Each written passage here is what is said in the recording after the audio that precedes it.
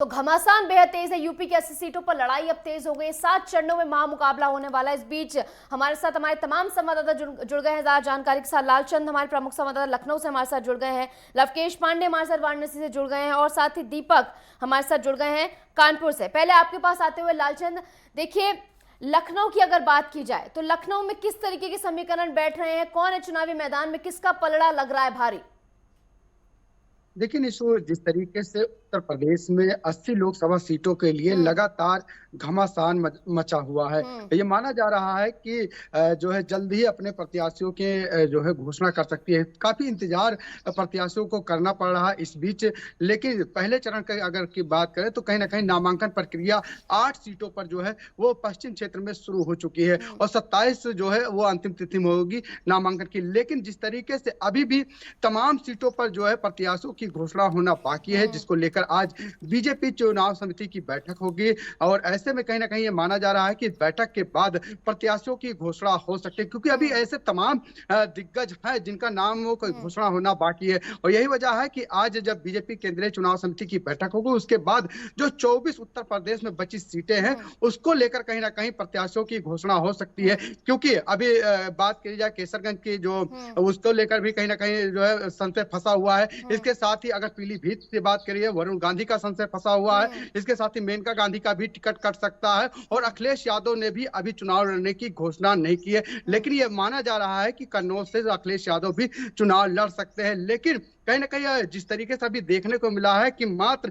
51 सीटों पर ही 80 में से बीजेपी ने जो है नामों की घोषणा कर दी है और अभी भी 24 सीटें बची हुई हैं। साथ ही समाजवादी पार्टी की बात करें तो समाजवादी पार्टी ने भी 44 सीटों पर सिर्फ अभी उम्मीदवार अपने उतारे हैं और अभी भी उनकी सीटें बची हुई हैं। इसके साथ ही 17 सीटों पर जो है उत्तर प्रदेश में कांग्रेस जो है चुनाव लड़ रही है। इसके साथ ही अपना दल कैमरावादी भी जो है 3 सीटों पर मांग करते हुए यहाँ पर दिखाई दे रही है। यानी कि एक बड़ा घमासान उत्तर प्रदेश की राजनीति में निशु लगातार फंसा हुआ है टिकटों को लेकर, क्योंकि यह भी माना जा रहा है कि बीजेपी तमाम ऐसे बड़े दिग्गज हैं जो टिकट उनका कट सकता है और तमाम ऐसे नए चेहरे हैं जिनको इस बार बीजेपी टिकट दे सकती है। इसी को लेकर आज जो है बीजेपी की केंद्रीय चुनाव समिति की बैठक, उसके बाद यह साफ हो जाएगा कि आखिर कौन मैदान में होगा, क्योंकि अखिलेश यादव को कौन टक्कर देगा, डिंपल यादव को कौन टक्कर देगा, ये देखने वाली बात होगी। लेकिन कहीं ना कहीं उत्तर प्रदेश की राजनीति में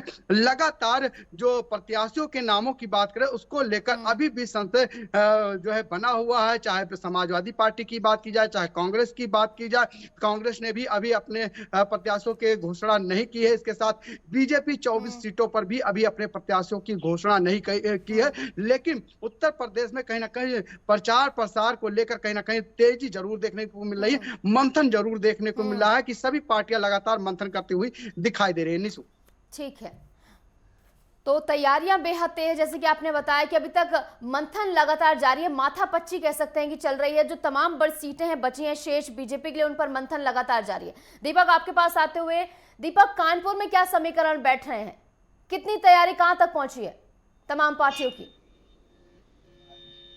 बिल्कुल निशु, आपको बता दें जिस तरीके से लोकसभा उत्तर प्रदेश में 80 सीटों पर चुनाव का घमासान होना है और पार्टी जो है चाहे विपक्ष की पार्टी हो या बीजेपी पार्टी हो, ये कहते हुए नजर आ रहे हैं कि 80 की 80 सीटें बीजेपी कह रही है हमारे खाते में आएंगी और विपक्ष की बात करें तो विपक्ष भी कह रहे हैं कि 80 सीटें हमारे खाते में आएंगी और बीजेपी को इस बार केंद्र से भगाया जाएगा। लेकिन सवाल अभी भी बना है, जिस तरीके से बीजेपी ने 51 प्रत्याशी घोषित कर दिए हैं और वहीं समाजवादी पार्टी ने 44 प्रत्याशी घोषित कर दिए गए हैं। अगर बात करें कानपुर नगर की तो अभी बीजेपी के जो वर्तमान सांसद रहे सतदेव पचौरी, उनका टिकट कटने की संभावना है। हालांकि अभी बीजेपी ने घोषणा नहीं की है कि कानपुर नगर की जो शहर की सीट है उस पर किस प्रत्याशी को उतारा जाएगा, लगातार मंथन चल रहा है। वहीं इंडिया गठबंधन की बात करें तो कांग्रेस ने ओम प्रकाश मिश्रा को कानपुर शहर लोकसभा सीट से जो है अपना प्रत्याशी बनाया, उनको मैदान में उतारा है। तो ब्राह्मण कांग्रेस ने ब्राह्मण कार्ड का खेला है और कानपुर शहर की सीट पे उतार दिया है। वहीं अगर बात करें अकबरपुर लोकसभा देहात की जो ग्रामीण क्षेत्र की लोकसभा है आती है, उसमें बीजेपी ने अपना प्रत्याशी देवेंद्र सिंह भोले 2 बार सांसद रहे और तिवारी सरकार बीजेपी सरकार ने उन पर भरोसा जताया और फिर एक बार मैदान में उतारा है। वहीं इंडिया गठबंधन समाजवादी पार्टी ने राजा रामपाल को उतारा है। अगर शहर की बात करें तो शहर में अभी तक प्रत्याशी नहीं उतारे गए हैं, मंथन चल रहा है। अब देखना ये होगा कि कौन प्रत्याशी उतारा जाएगा। और बीजेपी जो है पूरी रणनीति बना रही है कि जिस तरीके से 2 बार की सीटें लोकसभा की बीजेपी के खाते में रही हैं, तो इस बार भी दोनों कानपुर की शहरी और अकबरपुर लोकसभा की सीट बीजेपी के ही खाते में है। तो ये मंथन चल रहा है कि कौन प्रत्याशी उतारा जाए जिससे कि टक्कर हो सके और बीजेपी के खाते में सीट आ सके। वहीं कई सीटों पर अभी जो है ना बीजेपी ने अपना प्रत्याशी उतारा क्या है लग रहा है कौन उतर सकता है बीजेपी की तरफ से, किस दिग्गज को उतार सकती है बीजेपी? जी बिल्कुल, देखिए जिस तरीके से चर्चाएं लगातार चल रही हैं, वर्तमान जो गोविंद नगर से विधायक हैं सुरेंद्र मैथानी, उनका भी नाम चर्चा में है। सतीश महाना का भी नाम लगातार चर्चा में चल रहा है और वर्तमान विधायक जो सतदेव पचौरी हैं, उनकी नाती का भी नाम चर्चा में चल रहा है। लेकिन देखना ये होगा कि अब बीजेपी किसको टिकट देती है, क्योंकि कानपुर शहर की महत्वपूर्ण सीट है, क्योंकि औद्योगिक नगरी कहा जाता है कानपुर शहर को। और उत्तर प्रदेश कानपुर से लेकर सटे लखनऊ से, राजधानी से सटा हुआ कानपुर है, तो काफी महत्वपूर्ण सीट ये मानी जाती है।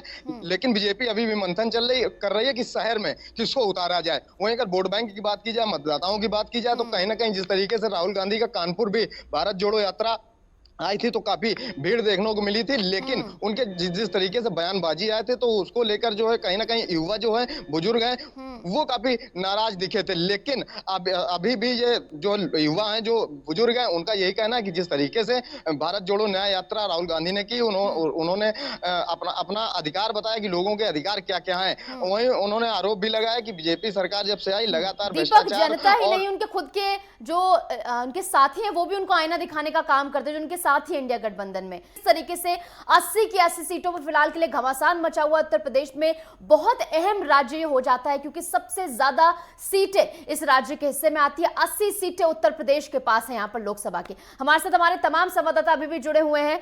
अजय राय, देखिए अजय राय की बात की जाए, लवकेश पांडे आपके पास आते हुए, देखिए अजय राय की बात की जाए, प्रधानमंत्री मोदी के सामने अजय राय यहां पर खड़े हुए हैं, तो क्या लग रहा है कि अजय राय इस बार क्या स्पेशल कर जाएंगे कि वो प्रधानमंत्री मोदी को पछाड़ सके, क्योंकि प्रधानमंत्री मोदी लगातार तीसरी बार है मैदान में?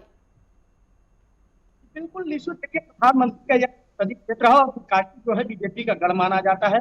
लेकिन जिस तरीके से अजय राय लगातार 2 बार 2014 और 2019 में प्रधानमंत्री के सामने पेश किया और उन्होंने दमखम के साथ लड़ा, तो कहीं ना कहीं कांग्रेस ने इस बार फिर से उनके ऊपर विश्वास जताया है। तो कहीं ना कहीं तो प्रधानमंत्री के सामने अजय राय का जो चेहरा कांग्रेस ने खड़ा किया है, अब ये देखना होगा कि किस तरीके से वो कारगर साबित होता है, क्योंकि प्रधानमंत्री के सामने इस बार पहले तो अजय राय एक कार्यकर्ता हुआ करते थे, लेकिन अब वो कांग्रेस के प्रदेश अध्यक्ष है, तो वो किसी भी हाथ छोड़ पाते हैं। क्योंकि जिस तरीके से राहुल गांधी की यात्रा उत्तर प्रदेश में शामिल हुई, उसके बाद काशी में जब उनकी जो यात्रा भारत जोड़ो न्याय यात्रा जब प्रवेश की, तो वो एक अलग नजारा था और देखने को मिला था। जिस तरीके से राहुल गांधी ने तमाम बातों पर, मुद्दों को लेकर के प्रधानमंत्री के संसदीय क्षेत्र में उन्हें घेरा था, तो ये कहीं ना कहीं चीजें बड़ी हो जाती है, क्योंकि प्रधानमंत्री लगातार 2 बार से यहाँ से बड़े अंतर से जीत हासिल कर रहे हैं। अब बीजेपी का जो एक फंडा है कि कहीं ना कहीं चुनाव खत्म होने के बाद, चाहे बड़े चुनाव हो चाहे छोटे चुनाव, उसके बाद वो तैयारियां जोरों शोर पर कर देती है। 2022 के बाद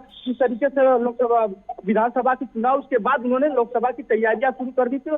आज भी वो चीजें देखने को मिलती है कि जो बीजेपी के तमाम कार्यकर्ता है, सिपाही है और पदाधिकारी है, वो लगातार बैठक करते हैं पार्टी कार्यालय में लेकर के, और तमाम जो छोटे पद अधिकारी है वो डोर टू डोर जाकर के कैंपेन करते हैं, लोगों के बीच में जाकर के तमाम जो प्रधानमंत्री द्वारा की गई कार्य योजनाएं है उसको लोगों तक पहुंचाने का कार्य करते हैं। और प्रधानमंत्री के जो देश के प्रति जो सेवा भाव का भाव है उसको लोगों के बीच में बताते हैं। क्योंकि काशी देखिए एक ऐसा क्षेत्र हो चुका है, काशी जान पहचान का कभी मोहताज नहीं हुआ है, लेकिन जिस तरीके से काशी के विकास में गति आई है और 2014 के बाद से जो काशी की रंग रूप बदली है और काशी में जो तमाम विकास हुए हैं, काशी के साथ साथ तमाम आसपास के जिलों में जो बड़ी बड़ी सौगातें यहाँ पर मिली है, तो ये कहीं ना कहीं बड़ा बीजेपी के लिए फैक्ट साबित होगा। क्या अब इस बार जो अजय राय के ऊपर कांग्रेस ने विश्वास जताया है, तो ये देखना होगा कि जो बड़े अंतर की जीत है उसको रोकने में कामयाब अजय राय हो पाते या नहीं हो पाते। क्योंकि देश का सबसे पहला विकास खंड भी सेवापुरी बना।